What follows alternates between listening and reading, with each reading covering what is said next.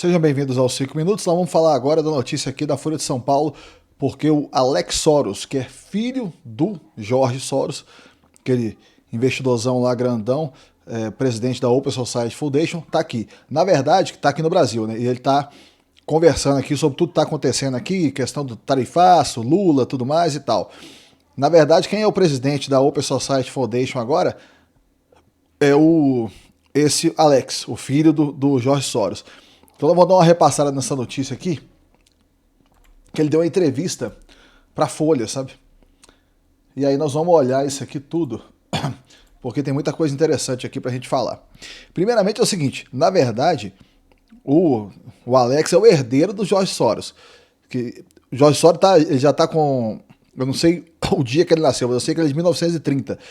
Ele é húngaro de 1930, ou seja, passou lá na Hungria pela ocupação da Segunda Guerra Mundial.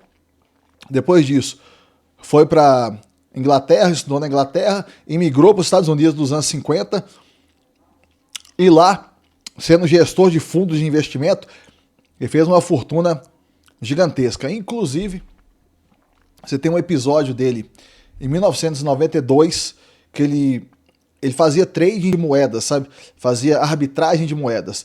Então ele apostava contra e a favor de moedas na Bolsa Americana.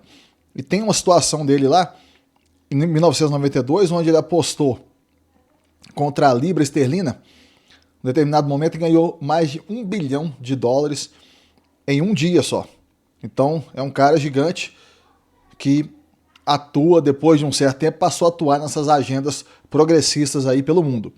Quero agradecer a todo mundo que está se inscrevendo no canal. O canal está começando agora, então cada inscrição é muito importante. Nós estamos agora com 97 inscritos em poucas semanas de canal. Então quero agradecer muito a vocês. Lembrando que o conteúdo aqui é todo de direita, conservador, liberal e libertário. Então vamos aqui.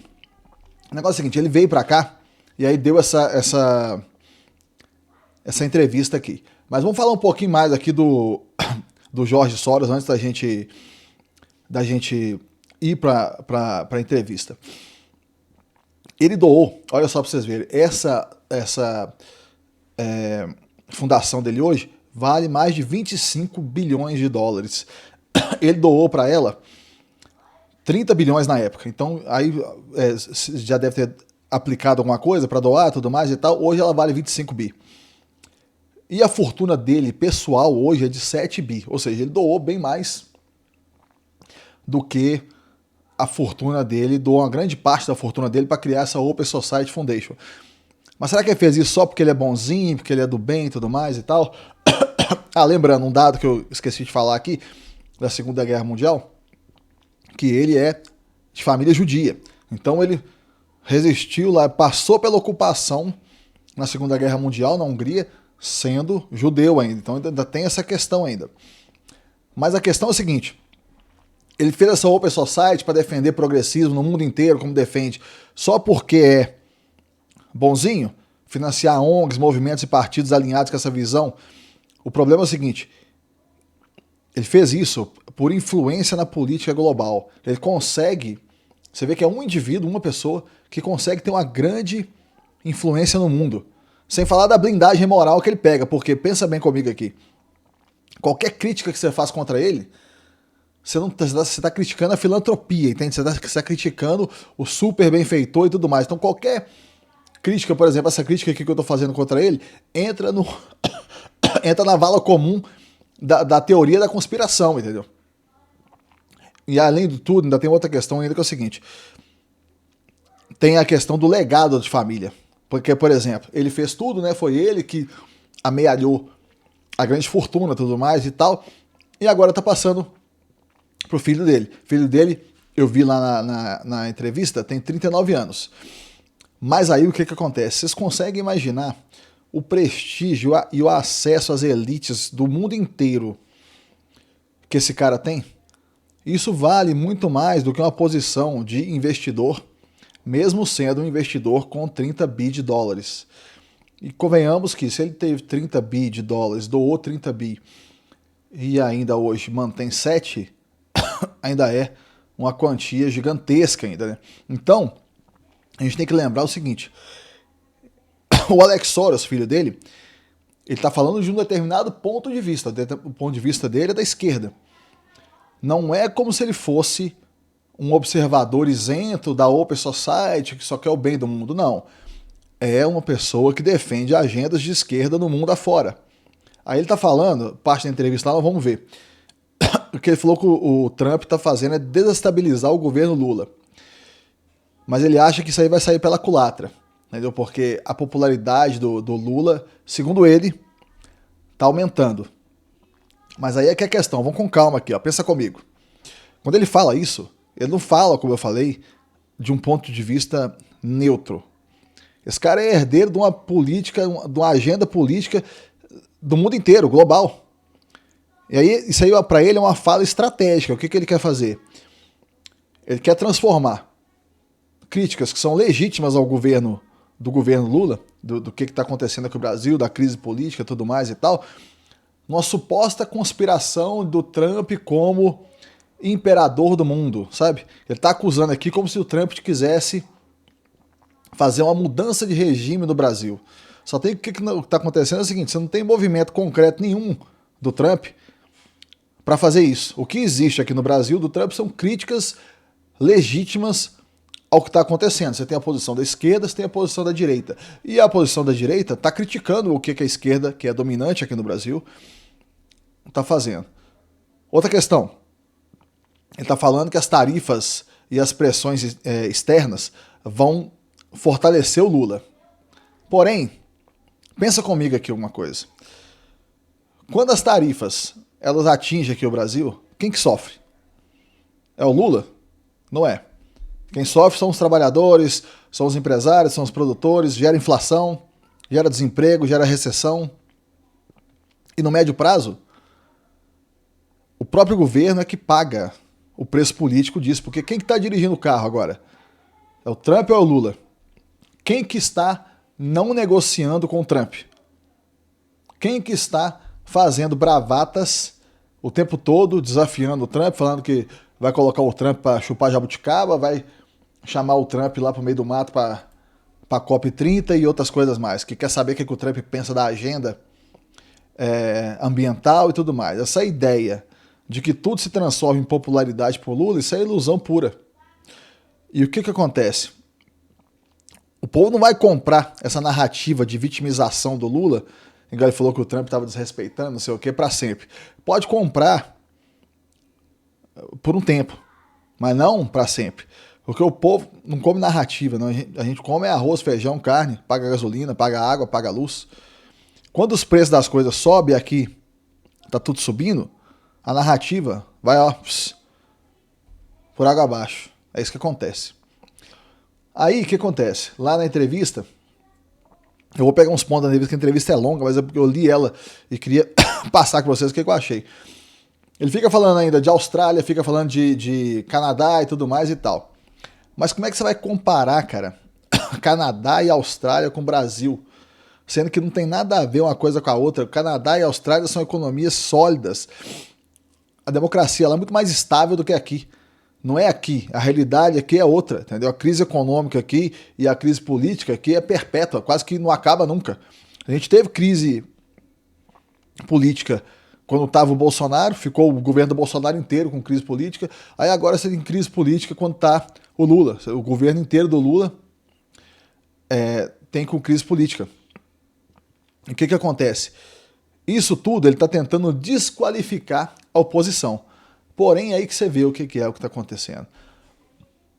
Quando ele tenta desqualificar a oposição, aí é que você tem uma postura. A postura dele sim é que é autoritária. Porque o que é a democracia, se não... Hoje você tem dois lados, né, majoritariamente. Você tem os dois lados brigando e o lado que ganhar, ganhou.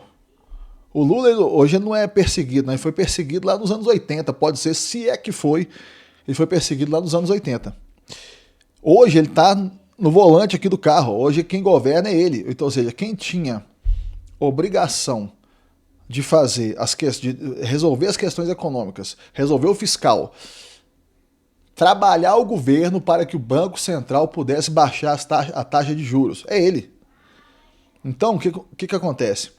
a fala do Alex Soros aí, ela tem que ser vista pelo que realmente é, velho. É narrativa ideológica. Vinda de alguém que não vive no Brasil, mas que tem todo o interesse de manter os governos esquerdistas blindados. E aí, enquanto ele está blindando todo mundo, ele discorda de um ou outro aqui, talvez discorde, por exemplo, na Venezuela da vida, mas enquanto ele está blindando todos os outros esquerdistas, o que acontece é o seguinte, quem está pagando o preço político somos nós aqui, né? Então essa que é a parada. Agora vamos ver aqui, ó. Aqui aí tá falando aqui da Heritage Foundation e tudo mais. Aqui tá falando aqui, ó, do... Esse aqui é ele, né? Open Society Foundation, desculpa, eu falei Heritage Foundation, mas não é. Open Society Foundation, esse aqui é ele e tal. Aí tá falando que ele teve na última semana em Brasília, que ó, você vê, encontrou com o Haddad, Marina Silva, Aniele Franco e o Celso Amorim ainda. Aí depois foi na Amazônia, aí na Amazônia ele experimentou peixes, tucupi, sorvete de cacau. Aí, numa rara entrevista, ele lançou essas ideias aqui. Ó. Vou ler para vocês só algumas das perguntas que ele respondeu aqui. Mas vamos aqui, algumas das perguntas aqui. Ó. O governo brasileiro encara o tarifaço, as sanções e ameaças de Trump contra o Brasil como uma tentativa de mudança de regime, de levar à saída do presidente Lula. O que o senhor acha? Olha só, você vê que até a pergunta é enviesada, porque tarifaço, sanções e ameaças contra o Brasil. A ameaça dele não é contra políticos brasileiros, contra membros do STF, não é nada disso, é contra o Brasil.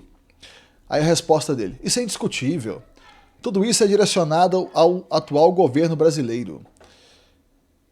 Eduardo Bolsonaro está ditando aspectos da política dos Estados Unidos para o Brasil. Não é possível contemporizar com Trump. Lula teria de deixar de ser Lula para que isso acontecesse. E o Brasil teria que ceder em sua soberania. Mas olha só para você ver.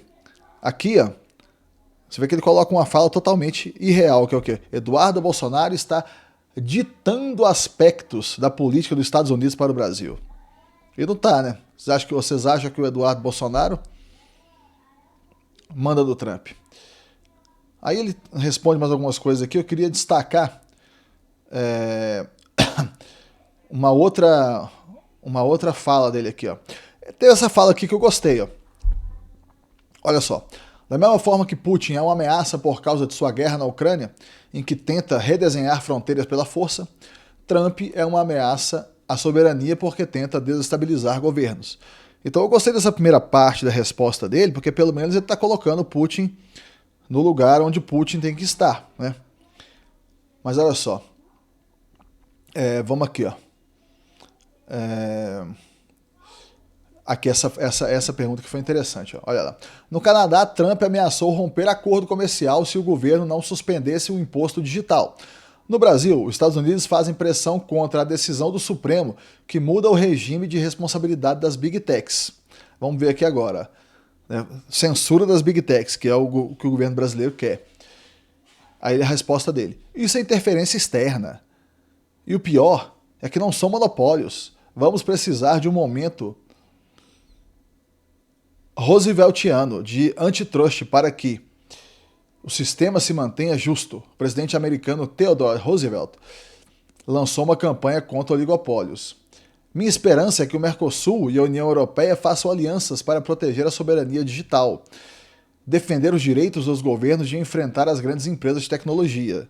As Big Techs são hoje mais poderosas do que países. Então você vê que ele é totalmente a favor da regulação das Big Techs.